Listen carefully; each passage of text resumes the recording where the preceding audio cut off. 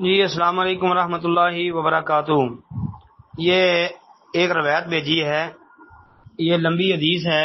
سیدنا ابو ایوب انصاری رضی اللہ تعالی عنہ کی بیان کردہ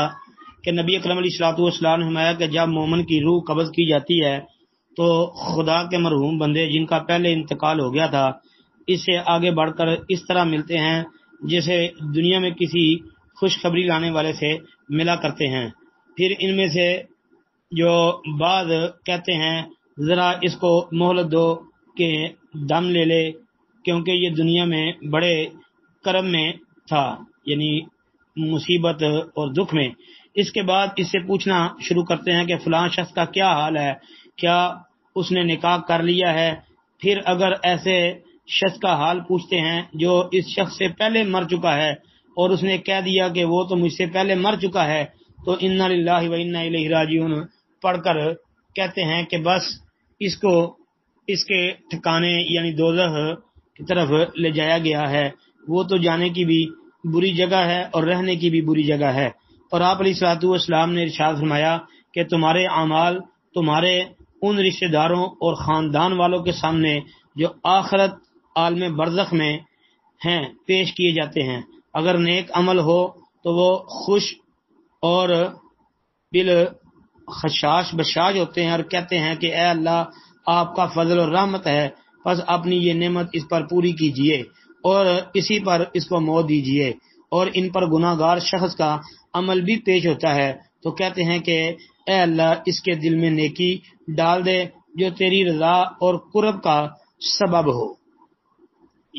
یہ آگے تخریج لکھی ہے المعجم الاوسط للطبرانی حدیث نمبر 148، اور اسی طرح المعجم الکبیر الکبیر للطبرانی کی یہ حدیث نمبر 3887، اور اسی طرح مجمع الزوائد کا حوالہ وہ بھی اس میں دیا ہے۔ جی بالکل ان کتابوں کے اندر یہ روایت موجود ہے، معجم کبیر کے اندر بالکل، اور اسی طرح معجم اوسط کے اندر اور مجموع الزوائد میں یہ روایت جو ہے ہمارے پاس جو نسخہ ہے اس میں جلد نمبر 2 صفحہ 327 پر ہے، یہاں پر جلد 3 صفحہ 330 لکھا ہے۔ بہرحال ہمارے نسخے میں جلد 2 صفحہ 327 پر یہ موجود ہے، اور حدیث کا نمبر 3931 یعنی 3931 نمبر حدیث ہے۔ اور یہ روایت نقل کرنے کے بعد علامہ ہیثمی رحمۃ اللہ علیہ نے لکھا ہے کہ رواہ الطبرانی فی الکبیر والاوسط، کہ اس کو امام طبرانی نے کبیر میں اور اوسط میں روایت کیا ہے، بیان کیا ہے۔ وفیہ مسلمہ بن علی وہو ضعیف، اور اس کی سند میں مسلمہ بن علی وہ ضعیف راوی ہے، لہذا یہ روایت جو ہے سندن ضعیف ہے، ثابت نہیں ہے۔ جی یہ علامہ ہیثمی رحمۃ اللہ علیہ نے مجموع الزوائد میں یہ بات لکھی ہے۔ پھر ان کی سندوں کے اوپر غور کریں اور روات کا جائزہ لیں تو بات بالکل واضح ہو جاتی ہے۔ مطلب یہ مسلمہ بن علی جو ہے اس کے اوپر جرح ہے، ائمہ محدثین نے اس کے اوپر جرح کی ہوئی ہے۔ ایسے ہی مسلمہ بن علی پر جرح ہے۔ پھر یہی روایت ایک دوسری سند کے ساتھ سلام الطویل اور ان ثور بن یزید ان خالد بن معدان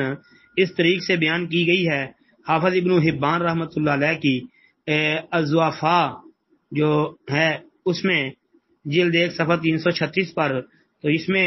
سلام الطویل جو ہے یہ ایسا راوی ہے جو ثقہ راویوں پر موضوع باتیں بیان کرنے والا تھا۔ حافظ ابن حبان رحمۃ اللہ علیہ نے اس پر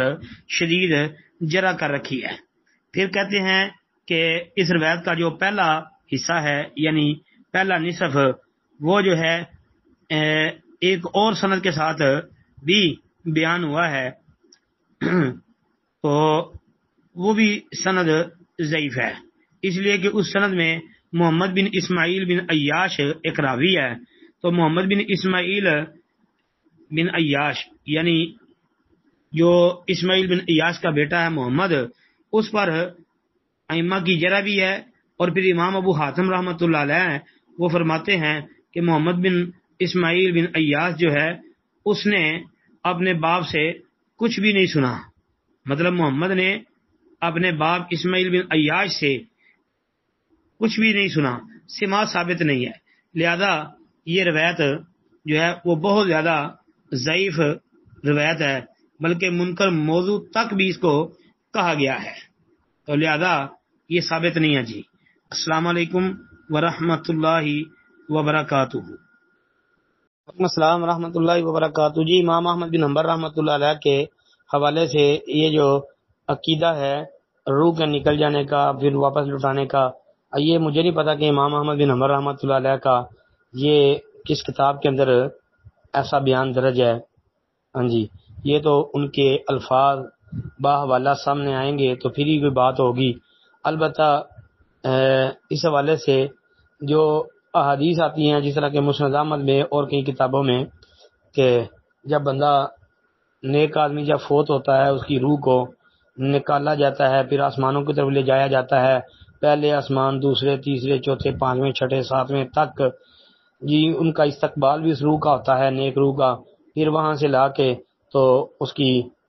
باڈی کے اندر اس کی روح کو ڈالا جاتا ہے، اور یہ وہ وقت ہوتا ہے جب لوگ اس کی تدفین کر چکے ہوتے ہیں، اور تدفین کرنے کے بعد جب دعا کر رہے ہوتے ہیں، اور یہ وہ وقت ہوتا ہے کہ اس کی